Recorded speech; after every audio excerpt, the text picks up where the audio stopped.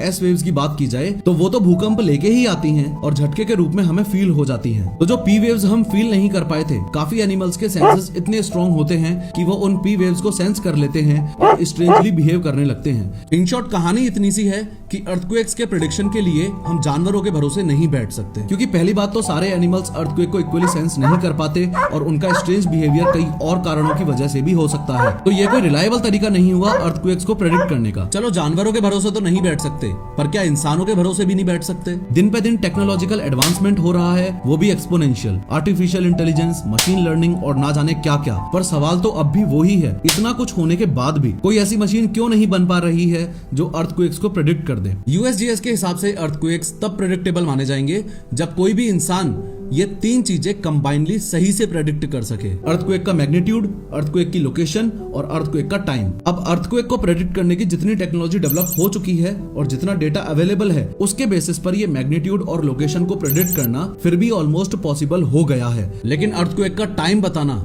आज भी इम्पॉसिबल है। अगर आप फ्रैंक हुगर बीट्स के उस टर्की सीरिया वाले ट्वीट को भी ध्यान से देखो तो उसने भी मैग्नीट्यूड और लोकेशन प्रेडिक्ट किया था। टाइम का तो उसे भी अंदाजा नहीं था। तो प्रेडिक्ट करना, या दूसरे शब्दों में यूं कह लो कि भूकंप कब आएगा, ये बता पाना इसलिए ही मुश्किल है क्योंकि टेक्टोनिक प्लेट्स में रॉक्स किस जगह पर किस तरीके से कनेक्टेड हैं, ये स्टडी कर पाना एटलीस्ट आज पॉसिबल नहीं है। टेक्टोनिक प्लेट्स यूं तो हमेशा ही मूव करती रहती हैं, बहुत धीरे से, लेकिन इस पूरे अर्थ क्रस्ट से रिलेटेड इतनी ज्यादा इंफॉर्मेशन अवेलेबल है, इलॉजिकली किसी भी कंक्लूजन पर पहुंच जाना पॉसिबल नहीं है। लेकिन एक सोचने वाली बात यह भी है कि 2023 में क्या भूकंप सच में ज्यादा आ रहे हैं या मामला कुछ और ही है? देखो, according to National Earthquake Information Center, हर साल पूरी दुनिया में लगभग 20,000 अर्थक्वेक्स आते हैं, जिसका मतलब हुआ लगभग 55 भूकंप हर दिन आते हैं। अगर साल 1900 के बाद का डेटा निकाला जाए तो एक साल में एवरेज 16 मेजर अर्थक्वेक्स आते हैं, जिसमें से 15 7.0 से 7.9 की रेंज में होते हैं और एक 8 या उससे ज्यादा मैग्नीट्यूड का होता है। अभी तक के किसी भी साल में आने वाले सबसे ज्यादा मेजर अर्थक्वेक्स 2010 में आए थे। उस साल टोटल 23 अर्थक्वेक्स ऐसे थे जिनका मैग्नीट्यूड 7.0 से ज्यादा था। पर अगर हम पिछले 10 साल का डेटा देखें तो 2023 में अर्थक्वेक्स नॉर्मल रेट से ही आ रहे हैं।